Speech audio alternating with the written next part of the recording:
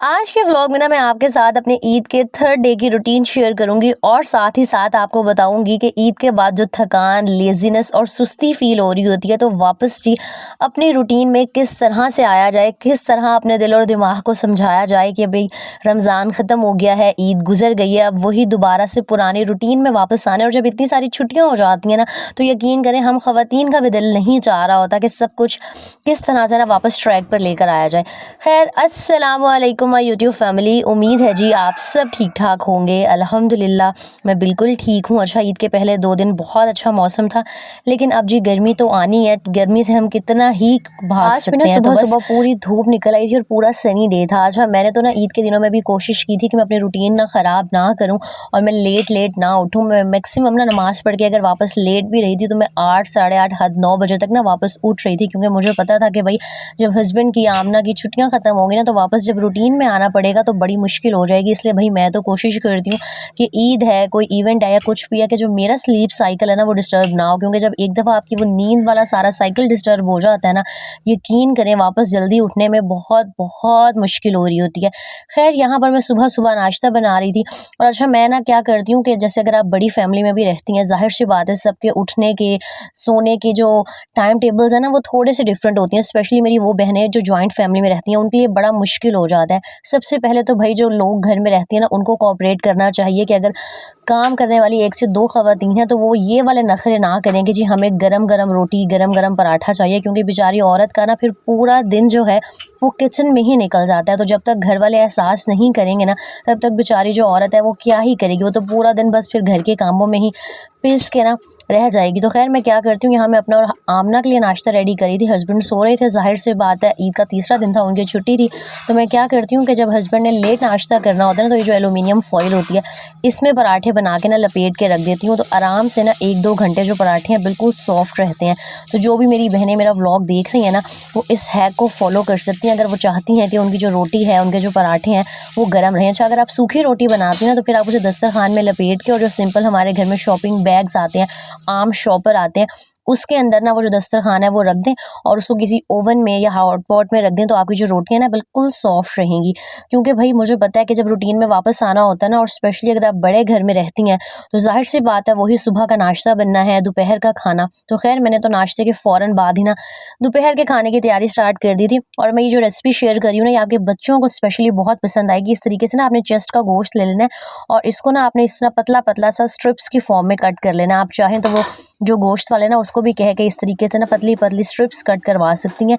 और ना ईद के बाद ना स्पेशली इतनी दावतें होती हैं, इतनी आई गई रहती है, घर में भी मज़े मज़े की और तरह तरह की चीज़ें बन रही होती हैं। तो मुझे था कि बस कुछ सिंपल सा बना लूँ, तो बस आज मैंने यखनी पुलाव बनाना था और साथ आमना की फरमाइश थी कि उसको चिकन खाना है। तो मैंने सोचा कि कोई फटाफट सा क्विक सा बनाती हूँ और कुछ ऐसा हो जो ना फुल फिलिंग भी हो, हेल्दी भी हो और इसमें ना बहुत ज़्यादा नमक मिर्च मसाले और ऑयल यूज़ ना हो रहा हो। तो बस मैंने इस तरीके से पतली पतली चिकन की स्ट्रिप्स ले ली थी। इसके अंदर थोड़ा सा 3 से 4 चम्मच ना मैंने दही का ऐड कर दिया था। हाफ टी स्पून मैंने इसके अंदर अदरक लहसुन की जो पेस्ट थी वो ऐड की थी। अच्छा, अदरक लहसुन बहुत ज़्यादा ऐड ना कीजिएगा, क्योंकि फिर चिकन अगर थोड़ा होगा ना और अदरक लहसुन ज़्यादा हो जाए तो फिर उसका बड़ा स्ट्रॉन्ग सा फ्लेवर और बल्कि स्मेल आ रही होती है। इसके अंदर ना आपने 1 टेबल स्पून भर के तिक्का मसाला या तंदूरी मसाले के ऐड कर देने, और इसके अलावा मैंने कुछ भी ऐड नहीं किया था। बस ये तंदूरी मसाला, ये जो तिक्का मसाला आप ऐड करेंगे ना, इसके अंदर सारे स्पाइसेस जो हैं वो ऑलरेडी होते हैं। तो बस आपने कुछ भी नहीं करना, चिकन को मैरिनेट करके आधा पौना घंटा, चाहे तो आप ओवरनाइट भी छोड़ दें। और फिर मैं आपको आगे चल के बताती हूँ कि आपने इन स्ट्रिप्स को ना चिकन के किस तरह से बनाना है। बच्चों को ना ये केचप के साथ, रोटी के साथ, सिंपल तड़के वाले चावलों के साथ बहुत अच्छे लगेंगे, तो ज़रूर ट्राई कीजिएगा। अच्छा, ये सुबह सुबह का टाइम था और मुझे था कि यार मेरे पास टाइम है, तो जाहिर सी बात है अब माइंड में यही चल रहा था कि अब वही पुरानी रूटीन में वापस आना है। तो पहले भी ना मेरी रमज़ान से पहले भी, बल्कि रमज़ान में भी यही रूटीन होती है कि मुझे होता है कि जो किचन का काम है ना वो मैं सुबह सुबह निपटा लूँ। तो साथ ही मैंने यखनी भी चढ़ा दी थी और ये मेरे प्यारे पौधे। अच्छा, मैंने ना लाइफ में पहली बार इस तरह प्लांट्स लिए हैं। नॉर्मली मैं एलोवेरा के 2 से 3 दफ़ा ले चुकी हूँ, लेकिन वो हर दफ़ा ना जल जाते हैं। एक इसमें पुदीने का है और बाकी ये सारे मुझे लग रहा है सीजनल जो फ्लावर्स होते हैं ना जो बाहर के मौसम में खिलते हैं।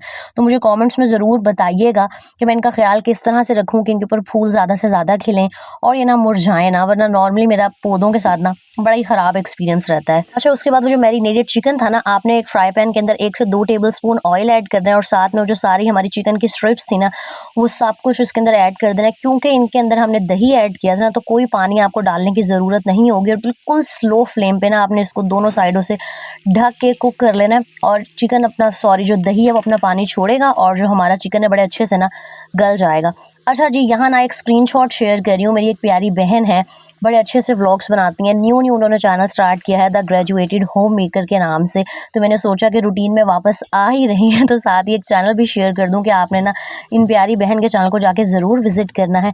और मैं हमेशा कहती हूँ कि तनकीद से पहले ना अगले इंसान को मोटिवेट किया करें, क्योंकि जो भी मेरी बहनें यूट्यूब पर काम कर रही हैं ना, वो इसी मकसद से कर रही होती हैं कि अपनी फैमिली को सपोर्ट कर सकें, अपने जो माइंड की टेंशन्स है ना उनको थोड़ी देर भूल के थोड़ा-सा जो है ना मेंटल पीस एन्जॉय कर सकें। तो ज़रूर इनके चैनल को विज़िट कीजिएगा, मैं नीचे कमेंट में ना लिंक पिन कर दूँगी।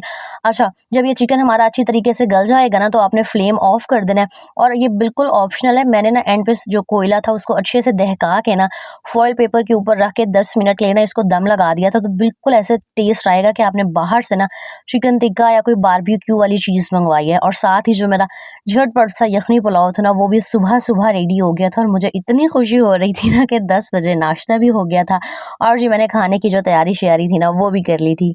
अच्छा, कोशिश करेंगे ईद के फ़ौरन बाद ना आपने बहुत सारे काम एक ही दफ़ा करने स्टार्ट नहीं कर देने। ज़ाहिर-सी बात है, माइंड भी रिलैक्स है, बॉडी भी थकी हुई है, लेज़ीनेस फ़ील हो रही है, तो एक साथ बहुत सारे काम करेंगी ना तो बर्डनाइज़ हो जाएँगे और बहुत सारे काम वैसे भी जब इंसान एक दफ़ा स्टार्ट कर लेता है ना, कुछ भी मुकम्मल नहीं हो पाता। तो बस आज मैंने खाना बनाया था, उसके बाद मैंने थोड़ी-सी जो बेसिक क्लीनिंग होती है, ज़ाहिर-सी बात है झाड़ू-पोछा डेली करना पड़ता है, साथ में डस्टिंग करी थी। तो छोटे-छोटे काम पहले करें, ये नहीं आपने करना कि पेटियाँ खोल के गर्मियों के कपड़े निकाल रही हैं, सर्दियों के समेट रही हैं, क्योंकि मुझे पता है बीच में सर्दी आ गई थी। मेरी तरह आपने भी सर्दी के कपड़े अभी तक नहीं रखे होंगे, तो आहिस्ता-आहिस्ता करके एक-एक दिन डिसाइड कर लें कि इस दिन ये काम करेंगी, नेक्स्ट डे दूसरा काम करेंगी।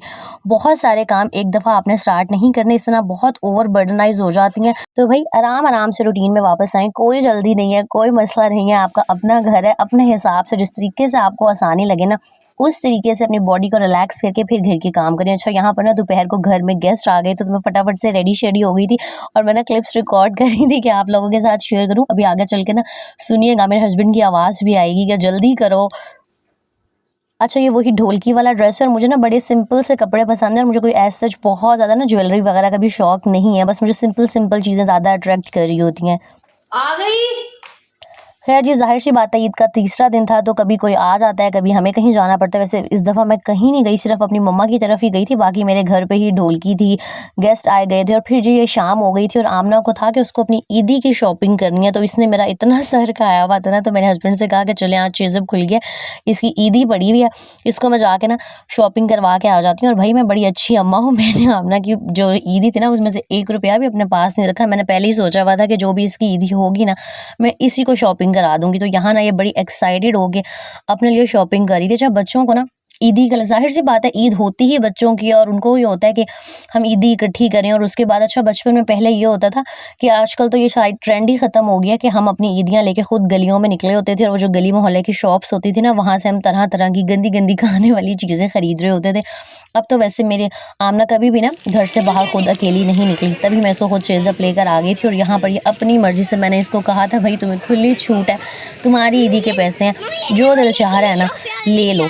तो बस यहाँ पर ये बड़ी खुशी-खुशी ना डिसाइड कर रही थी कि इसको क्या लेना है और क्योंकि आगे शादी आने वाली है तो यहाँ पर थोड़ी-सी मैंने अक्लमंदी ये की थी कि मैंने सोचा कि ज़ाहिर-सी बात है, घर में आई गई होगी, ढोलकी के फंक्शंस होंगे तो ना इसके लिए शूज़ ले लेती हूँ। ज़ाहिर-सी बात है, जितने बच्चों के कपड़े जूते हो ना उतने कम है और मुझे ना चीज़अप पे शूज़ बहुत अच्छे लगते हैं।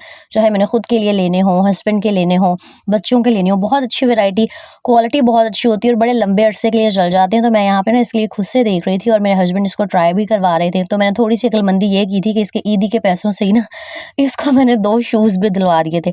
आमना भी खुश हो गई थी और चलो मैंने कहा पैसे जो थे ना ज़ाया भी नहीं हुए थे। तो बस इस तरीके से ना पूरा जो दिन था वो गुज़र रहा था। शाम को जी आमना को शॉपिंग वगैरह कराने के बाद हम बाहर निकल गए थे।